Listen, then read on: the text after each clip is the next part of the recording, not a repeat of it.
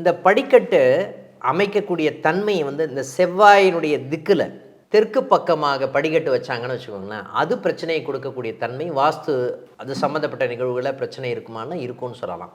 அதே மாதிரி அக்னி மூலையில் படிக்கட்டு இருக்குதுன்னு வச்சுக்கோங்களேன், அக்னி மூலையில் என்ன பண்ணுவாங்க, அந்த அக்னி மூலையை ஒட்னாப்பில் படிக்கட்டு போட்டுருவாங்க. எப்போவுமே படிக்கட்டு மட்டும் அந்த அக்னி மூலைக்கு ஒட்டி படிக்கட்டே போடக்கூடாது.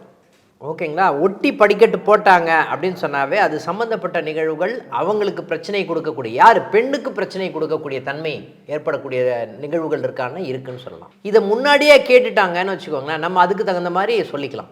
சரி சார், கேது சம்மந்தப்பட்ட விஷயங்கள்லாம் சாதகமாக தான் சார் இருக்குது, செவ்வாய் புதன் சுக்கிரன் இந்த மாதிரி காம்பினேஷன் இருக்குதுன்னு வச்சுக்கோங்களேன். ஓகேங்களா? இந்த மாதிரி ஒரு அமைப்பு அவங்க ஜாதகத்தில் இருக்குது அப்படின்னு சொன்னாவே ரெண்டு பேருக்குமே கருத்து வேறுபாடுகள் இருக்கக்கூடிய தன்மை இருக்குமா? இருக்கும்.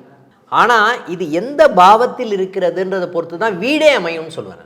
ஜாதகத்திலிருந்து பார்த்து தான் வீடு அமைப்பு அப்படின்னு ஒரு நிகழ்வு இருக்கே தவிர வீட்டிலிருந்து ரிவர்ஸில் பார்க்கணுன்னு அவசியம் கிடையாது.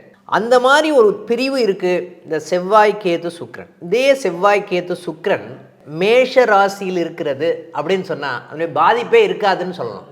ஆனால் இதே செவ்வாய் கேது சுக்கிரன் ரிஷப ராசியில் இருக்குன்னு வச்சுக்கோங்களேன், அவங்களுக்கு பாதிப்பு கண்டிப்பாக வரக்கூடிய தன்மை இருக்குமா? இருக்கும் ஜாதகத்தில். இதே நிகழ்வுகள் அவங்களுடைய வாஸ்துல ரிஃப்ளெக்ட் ஆகுமா? அப்படின்னா ரிஃப்ளெக்ட் ஆகும்னு சொல்லலாம்.